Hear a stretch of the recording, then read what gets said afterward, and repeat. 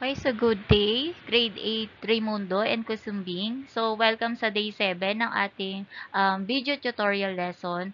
So, ang topic natin for today is about the principles of design. So, ano ba kapag sinabing principles of design?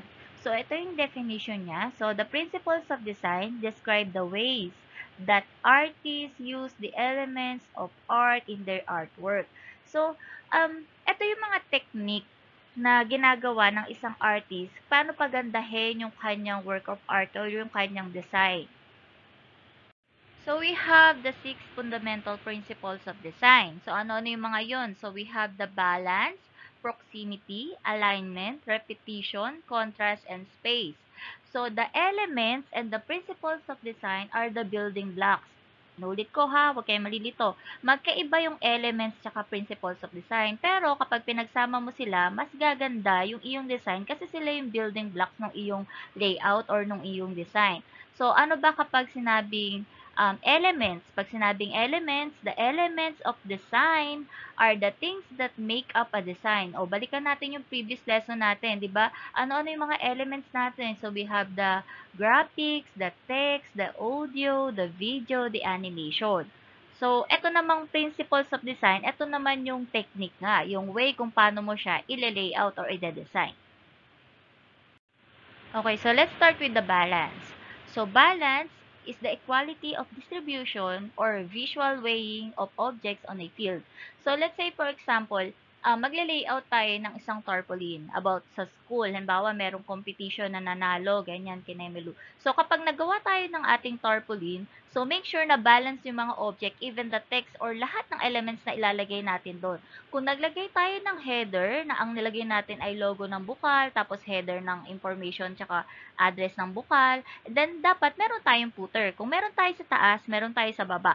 So, ano yung mga pwede nating ilagay sa baba? So, pwede nating i-footer yung mga other details like contact number ng school, na merong icon ng phone, merong email address, na merong icon ng email. So, mga ganun. And then, make sure na balance din yung mga ilalagay natin sa body parts. So, let's say, for example, dapat yung picture, hindi niya ma-overpower yung mga text na nakalagay kasi pareha silang important dun sa pag-design ng tarpaulin. And, kung medyo mas gusto nyo naman may i-emphasize, okay lang din naman, basta balance. Balance yung iyong design. Merong mga different types of elements na dinidistribute ng ayos dun sa iyong layout. Ito, so sisimplihan lang natin yung sample natin for balance. Titignan lang natin yung isang painting. Hindi tarpaulin yung isa-sample natin. Painting na lang para mas madali. So, balance siya in a way na meron tayong graphics or may nakita tayong subject, left side and right side. So, pareha silang both sides na merong graphics na ganyan. Kaya masasabi natin na totally balance yung ating nakikita na design. Okay, so next we have the proximity. What is the meaning of proximity? It is the property of being close together or grouping, shaping objects on a page. So, pagdating sa proximity class, kailangan kung ano yung magkakagrupo na magkakatulad, magkakatabi lang sila. Hindi mo sila pwedeng ilayo-layo. Dito sa sample natin nakalagay about product sales, di ba? Halimbawa, ang nag-present ay yung manager at meron din siyang in-insert na picture niya. Hindi natin pwedeng isingit dito sa gitna or hindi natin siya pwedeng ilagay malapit dito kasi hindi siya related dun sa product sales, 'di ba? Although siya yung nag-present, pwede natin siya siguro ilagay sa front page ng presentation kung ito yung naka-PowerPoint. And then, yung second slide, ayan na, yung about sa product sales lang. And kung mapapansin niyo sa proximity, mas maganda rin na ginugroup natin sila kung sila ay magkakapares na graphics at kung sila ay magkakakulay, mas maganda tignan. So, mas maganda yung proximity niya. So, yung iba naman, ang ginagawa, halimbawa, let's say for example, gusto nung manager, nandun yung picture niya, tapos nandun yung mga graphics about product sale. Halimbawa, pinagpilitan niya talaga, o siya, sige, sa isang slide, ilalagay natin siya. Ang gagawin natin, it's either dahil naiiba siya, pwede nating ilagay siya sa may bottom part, tapos nakalagay yung kanyang name, tapos sa taas, magkakasama, magkakadikit pa rin itong product sales graphics, infographics natin. So, ganon. Eto, napakasimple lang nito ha, alignment. Pero yung iba, hindi pa rin magawa ng tama. Ito ay isa sa pinaka-importante na principles of design eh. Doon mo makikita yung ganda ng gawa ng isang tao kapag alignment pa lang perfect na. So, the alignment means the act of adjusting or aligning the parts in relation to each other. Makikita nyo dito sa may left side, we have the alignment check and X. So, bakit naging check yung isa? Kasi, pinerfect square niya, yung mismong mga box, yung tatlong boxes kapag pinagsama-sama. Not unlike yung kabila, yung naka-X, nakalagay dyan ay not properly aligned siya, kaya siya naka-X kasi lampas dun sa mismong box shape niya yung mga boxes or hindi sila pantay-pantay. Kaya pangit tignan. So, dito naman sa may right side, nakalagay Chick Geek. So, makita nyo, not even, hindi lang yung graphics or images yung ating ina-align ng ayos. Pinaka-basic na ina-align ay yung text. So, kailangan balance yan. Pantay na pantay. Madali naman to eh.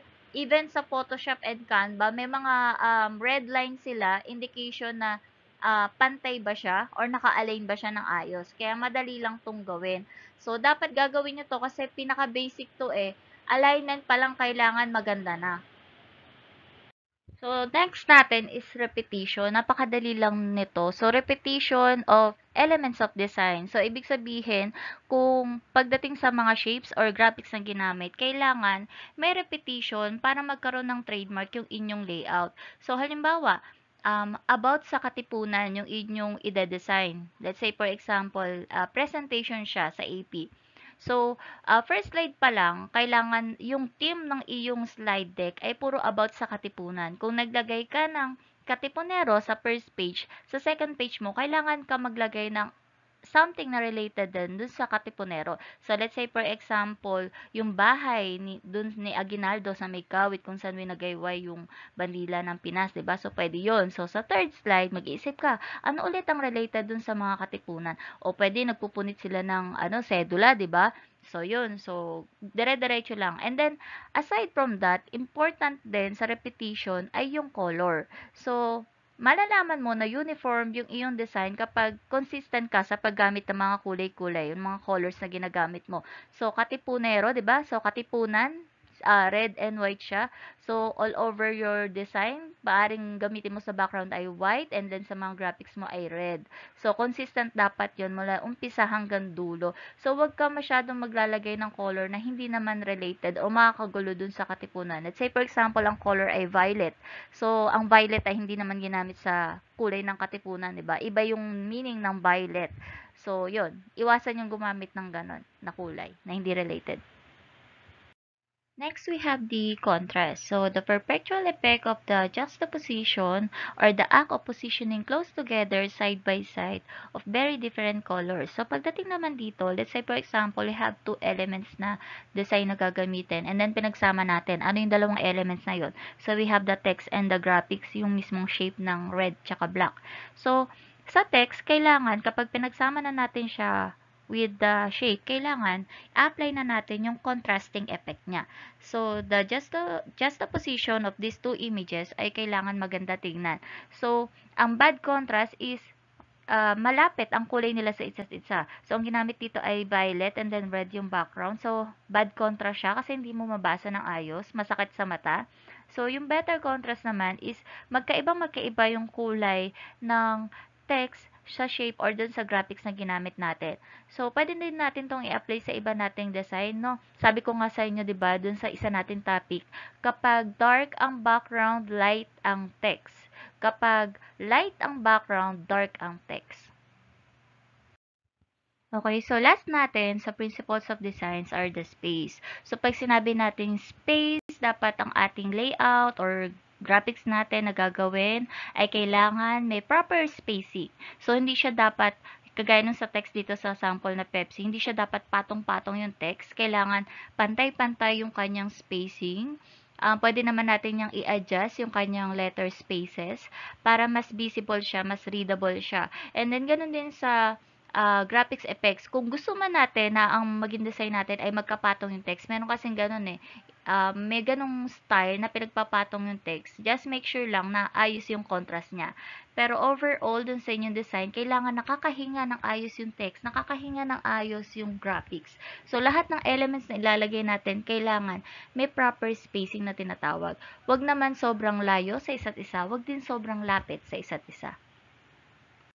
Okay, so next natin is what are the 5 key behaviors that optimize your brain for discovery. So we have the different types of optimization that we can use to be creative and to use it in our design. Your ability to generate innovative ideas is not merely a function of the mind, but also the function of the 5 key behaviors that optimize your brain for discovery. So, ano-ano yung mga nagtitrigger sa atin? Ano-ano yung mga types ng behavior na meron tayo para magamit natin sa tamang pag-layout or sa pagiging graphic artist natin? First natin, we have the associating. So, what is the meaning of associating? So, it means drawing connection between questions, problems, or ideas from unrelated fields. So, let's say for example, meron na kayong client. So, si client, ang gusto niya, meron siyang restaurant na kung saan pinapadesign niya kayo ng Facebook post na may pictures, may mga kaartehan doon. So, gusto niya yung inyong layout ay connected dun sa team ng kanyang resto, which is kunwari ay, pang-horror team yung kanyang restaurant. So, ano-ano yung mga shapes, ano-ano yung mga colors, related dun sa kanyang team ng kanyang resto. So, since pang-horror nga siya, so let's say ang graphics na ilalagay natin, ano ba yung mga pang-horror? Pwedeng skull, pwedeng witch, pwedeng haunted house, pwedeng ghost, pwedeng may candles, 'di ba? So, ganun yung mga design natin. Medyo dark yung team niya. Then, ano na yung mga colors na pwede natin gamitin? Since siya ay nga pang-horror, pwedeng bloody red, black, gray, pwede rin yung may konting yellow, kasi ang yellow ay warning. So, yun. So, pwede nyo gamitin yung mga yun. Next is questioning. So, meaning ng questioning, posing queries that challenge common wisdom. So, isa to sa magandang maposes ninyo as graphic artist or as layout artist, no? Kapag may magpapagawa sa inyo, kailangan nyo silang tanungin kasi client-based to eh. Ano ba yung target audience nila? Anong edad? Ano yung details? Saan ba yung location? Ano yung contact numbers na kailangan? Di ba usually pag nagpo-post ka, hindi lang basta pictures siya kapangalan ng restaurant yung ilalagay mo, kailangan alam nila yung kokontakin nila, tsaka alam dapat ng client, saang lugar ba to, 'di ba? Para mapuntahan nila ng ayos. And then, dun sa team, kailangan tanungin nyo rin, baka may specific na gusto yung client natin. So, let's say, for example, gusto niya sa horror about sa ghost lang. So, ayaw niya ng ibang mga horror characters. So, ang ilalagay lang natin na design, more on ghost lang. So, kung let's say, for example, ang target niya ay mga bata na hindi masyadong seryoso yung graphics or hindi masyadong ganun nakakatakot, hindi ganun ka-spooky. So, ang ilalagay natin na design is yung medyo chibi-like characters, graphics lang na ghost. Yung parang si Casper lang, kung kilala niyo si Casper. So, yun, yung mga ganong klaseng type of ghost lang. So, hindi naman yung sobrang nakakatakot na multo, baka wala na nga pumunta, di ba? So, yun. Ayan. So, third natin, behavior is the observing. So, observing means scrutinizing the behavior of customers, suppliers, and competitors to identify the new ways of doing things. So, dito, kailangan maging observable kayo dun sa mga things na ano ba yung trending ngayon, di ba? So, kailangan maisipan natin ano ba ang in sa mga customers ngayon. So, halimbawa, dun sa restaurant, in ngayon yung may mga cafe o kaya yung may mga milk tea. So, pwedeng yung resto ninyo or yung resto ni client, pwede nyo sabihan na mag-offer din po kayo ng milk tea with different flavors na ang flavors ay about sa pang-horror yung name. So, halimbawa, ang gusto nila ay, etong name ay Ghostbuster. Yung name isa ay Casper, tapos ang flavor ay choco, vanilla, mga ganon. So, yun. And then, si suppliers, ganun din, pati yung ibang competitors ninyo, kailangan ma-identify nyo ano ba yung mga trends na ginagawa nila yun ngayon. Bakit mas sikat yung restaurant na yun? Nag-o-offer pala sila ng mga freebies. So, meron din silang mga, kapag nakasampu, may free na isa. So, kailangan ninyo sabihan yung client niyo na kailangan nyo din po mag-offer ng mga freebies or ng promo para pumunta or makahatak ng mga customer. O kaya pag nakita nyo, ito, nagbabayad to online para mas lumawak yung marating nung kanyang ads. So, kailangan tayo din, magbabayad tayo ng ads para mas madaming tao ang makaka-receive or makakita ng ads natin sa Facebook or sa online. Okay, so next natin ay networking. Hindi ito yung networking na kailangan makahatak kayo ng mag-i-invest ha. Hindi ito yung So, pag sinabi nating networking, meeting people with different ideas and perspective. So, pag sinabi natin ganyan, pwede kayong mag-join sa mga social media group. So, especially sa Facebook, maraming groups na about sa designer, about sa mga freelancer na graphics artist. Or kung gusto niyo ituloy-tuloy ito, yung pagde-design ninyo at ito yung forte ninyo, pwede talaga kayong mag-join para makita nyo ano ba yung latest trends. Baka may mga pinopost sila ng mga free seminars, pwede kayong mag-join para mas lumawak yung inyong knowledge about sa pagde-design. So, pwedeng ganito, makakuha. At pwede kayong mag-Q&A dun sa mga pages. May mga solution sila in every problem. Mababait naman yung mga members dun. As in, tulungan lang talaga. Okay, so last natin is experimenting. Ito yung kanyang definition. So, constructing interactive experiences and provoking unorthodox responses to see what insights emerge. So, usually, kailangan mas maging creative lang tayo sa pag-iisay ng layout, pagde-design ng layout. Hindi dapat paulit-ulit. Or sabi ko nga sa inyo, di ba, networking, mag-search kayo ng mga latest trends ngayon online na kung paano ba nila dinedesign yung makabagong layout ngayon na mas makaka-capture yung attention ng mga audiences or ano yung mas maganda ngayon. So, pwede kayo mag-invent ng sarili ninyong layout or graphics, 'di ba? So, invent and reinvent. Yung iba, nagre-reinvent sila, meaning yung logo nila, 'di ba? Let's say for example sa Apple o kaya sa Starbucks na lang, yung logo nila from time to time ina-enhance nila yung logo kasi yung luma, may igaganda pa yon. So, pwedeng mag-reinvent sila ng mga graphics ng kanilang mga logo. So, tayo din, ganun din. So, try natin mag-experiment, pagandahin natin yung ating mga graphics and layouts. Okay, so tapos na tayo dun sa ating binanggit na 5 key behaviors. So, punta na tayo sa things to keep in mind. So, first bullet natin, know your audience and the goal of the piece, project, or activity. So, kailangan kapag magle-layout tayo, alam natin yung target audience natin. Ano ba yung goal ng ating message dun sa ating graphics. Then, a designer must be a great communicator. Paano ba tayo makikipag-communicate ng ayos sa ating mga viewers? So, pwedeng kailangan kumpleto yung details. Kung ano yung sa tingin ninyo na itatanong nila, na andun na yung details dun sa ating design. And then, third bullet natin, so order and clarify, make information easy to understand. So, i-apply nyo lang yung mga principles of design para mas clear yung inyong visual effects dun sa inyong graphics. So, kailangan may proper alignment nga, then yung mga information kompleto, kailangan nakakahinga and may proper contrast yung inyong layout. And then, last, build intuition through practice. Sabi ko nga sa inyo, di ba, kahit yung ibang teacher nyo, laging sinasabi, practice makes perfect. So, practice lang tayo ng practice, matutunan ninyo or ma-realize ninyo sa sarili ninyo na, ang galing ko na palang mag-layout. Kasi, praktisado na eh. Kumbaga, kung palagi ninyong ginagawa, easy-easy na lang sa inyo yung pagde-design or pag-layout. Okay, so diyan nagtatapos yung ating topic for today. Kung meron kayong questions, huwag kayong mahiya magtanong dun sa ating GC. Tanong lang kayo dun. Libre lang yun, walang bayad, promise.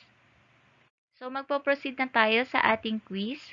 So, get your 1/4 sheet of paper or at the back of your notebook kung wala kayong papel, pwede rin naman. So, number your paper 1 to 5 only. Kung hindi pa kayo nakapag-review, pwedeng post nyo muna to. Mag-review muna kayo, recap muna bago kayo mag-start ng test. So, type of test natin ay enumeration. Please avoid cheating. Be honest to yourself. Kung ano lang yung alam, yun lang ang isagot. For items 1 to 5, kindly enumerate at least 5 out of 6 fundamental principles of design in any order. So, kahit bali-baliktad, okay lang yan. Lagyan nyo na lang ng bracket para alam na rumpled yung answer. Okay, so kung tapos na kayo, so let us check. Exchange paper with your seatmate. Kindly write corrected by. So, kailangan readable. Huwag yung bababuhin yung check-checkan ninyo ha. Iba kasi abot langit ang pag-check. So, maliit na check lang. Huwag nyo naman babuyin. So, here's the answers in any order ha. Kahit hindi sunod-sunod. 1 to 5 lang ang pipiliin or kahit 1 to 5 lang ang nakalist. So, contrast, repetition, alignment, proximity, balance, and space. So, count the number of the correct items. Pakilagay nyo na lang muna yung score. Saka ko na yan ire-record. Itabi nyo muna ha. Please, pakitabi. Huwag iwawala. kung yan ay nakaipit, kung yan ay 1/4, iipit nyo sa notebook. At kung yan naman ay sa notebook, di mas okay kasi hindi na yan mawawala. Nasa likod lang ng notebook. Yun lang. Thank you and bye-bye.